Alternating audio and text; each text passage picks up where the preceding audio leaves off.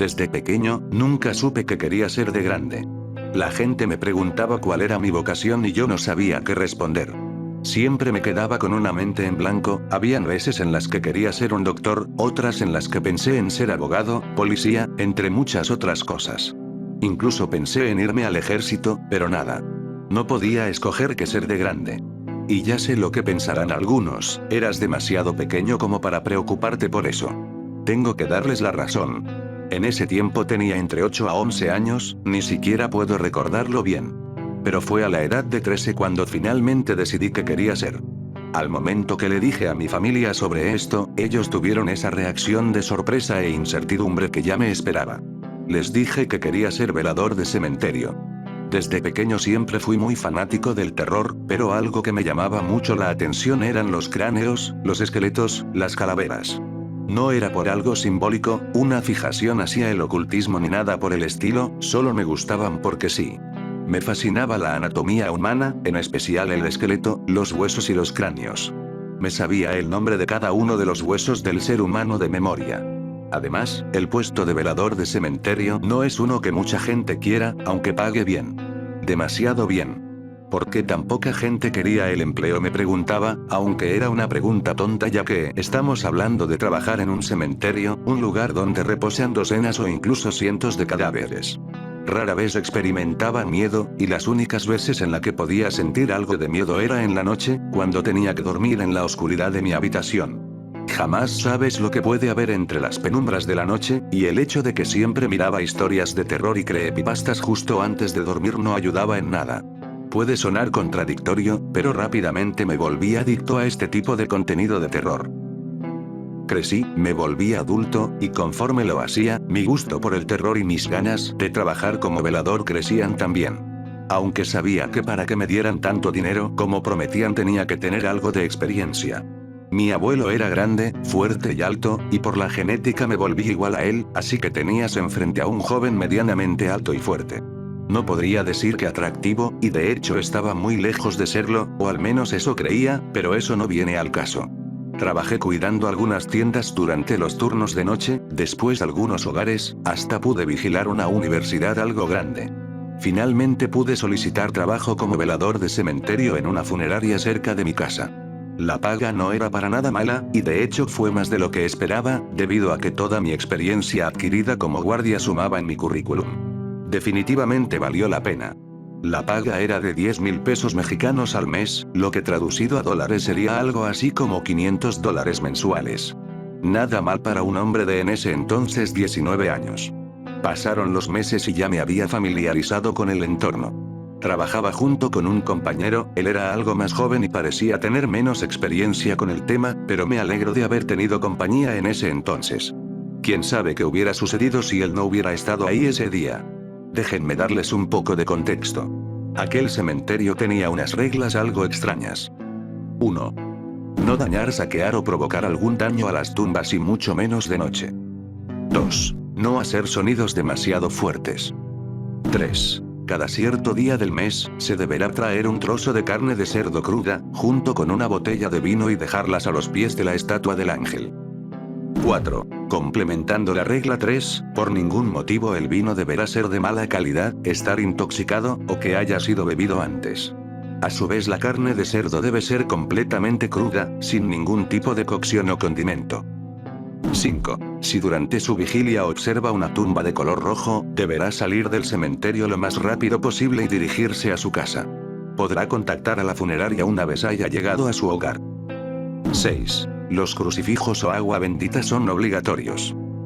7. Si al día siguiente de su turno como velador nota 2 cicatrices en forma de X en su mano izquierda, no deberá asistir al trabajo bajo ninguna circunstancia. La funeraria se defendía a sí misma diciendo que ningún daño a los trabajadores es responsabilidad de ellos. Una excusa barata y muy vaga, que casi me hace pensar que solo existe para evitar demandas en caso de la muerte de un empleado. ¿Recuerdan que les comenté sobre mi temor a la oscuridad de la noche? Pues para mi mala suerte se me cambió al turno nocturno. Yo podría ser un adicto a los videos de terror, pero ser velador de cementerio durante la noche es demasiado, incluso para mí. Por lo menos puedo decir que Dylan, mi compañero, me haría compañía. aunque él también parecía no querer estar ahí. Traté de calmarlo, aún sabiendo que para mí también era aterrador, y funcionó temporalmente. Más tarde en la noche, era el momento de dejar la carne de cerdo y el vino debajo de la estatua de Ángel. Pero en el momento en el que estaba a punto de dejar las cosas, me encontré con una nota con un texto que aparentemente estaba escrito en latín. Desde el inicio, siempre cuestioné todo. Las reglas inusuales, las especificaciones raras, pero jamás me había sucedido algo como esto, jamás me vi en la obligación de utilizar el crucifijo, jamás me había encontrado con la tumba roja, jamás dañé de alguna forma a las tumbas, y jamás me encontré con algo paranormal. Traté de mantener la calma y darle una explicación a esta nota en latín, incluso pensé que Dylan me estaba gastando una broma, pero rápidamente descarté la idea. Sentí que todo estaba perdido, y temía que alguien o algo viniera por nosotros. Dylan intentó calmarme, pero él sabía que con suerte solo uno de los dos saldría de ahí con vida esa noche. Tomamos esta nota como una señal para irnos lo antes posible del cementerio. Al diablo con este trabajo. Mientras más nos adentrábamos en el cementerio hacia la salida, más se sentía como si jamás lo hubiéramos conocido.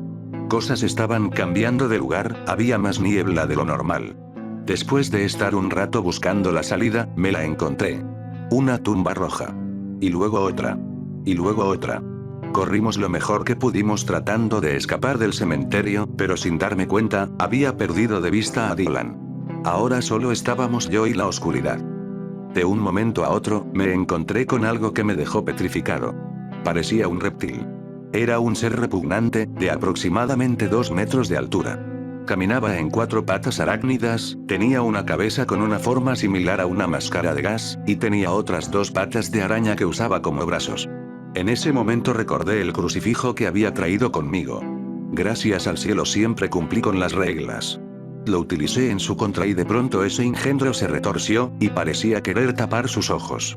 Aproveché el momento para escapar del lugar. Pude llegar a la entrada del cementerio, fui hacia mi auto y manejé lo más rápido que pude hasta mi casa, incluso estuve cerca de atropellar a un hombre sin querer. Al llegar a mi casa entré y le puse candado a la puerta. Le marqué a la funeraria y una mujer atendió al teléfono. Habla Funerarias Juárez. Mi respiración estaba demasiado agitada, similar a la de un perro sediento. Dije con una voz temblorosa. Había una cosa ahí. La señorita de la funeraria y yo estuvimos hablando un rato sobre lo ocurrido, y una vez terminada la llamada, me pude tranquilizar un poco. Mientras destapaba una cerveza, me llegó una pregunta. ¿Qué decía aquella nota? Tomé mi cerveza de un trago y fui hacia mi computadora de escritorio y busqué la traducción de lo que decía en aquella nota. Manum Dylan Inspexisti. Escribí en el traductor. Lo que me devolvió el traductor fue tan impactante como aterrador. ¿Revisaste la mano de Dylan? Decidí que mañana presentaría mi renuncia formal ante el jefe. Es una pena que mi vocación resultó mucho más retorcida de lo que esperaba. Subí a mi habitación para descansar un poco. Cuando entré a mi habitación, él estaba ahí. Dylan estaba ahí. Su cuerpo mutilado y con partes de carne arrancada. Casi como una broma de esa criatura, debido a mi gusto por los esqueletos. Pude confirmar que sí era Dylan, ya que en su mano izquierda, había una X gigante grabada en ella. Solo me queda lamentar la muerte de Dylan, y preguntarme por qué no siguió las reglas. Ahora su fascinante esqueleto putrefacto yace en mi habitación. Mientras llamo a la policía para reportar el cuerpo de Dylan, escucho pasos arácnidos acercándose.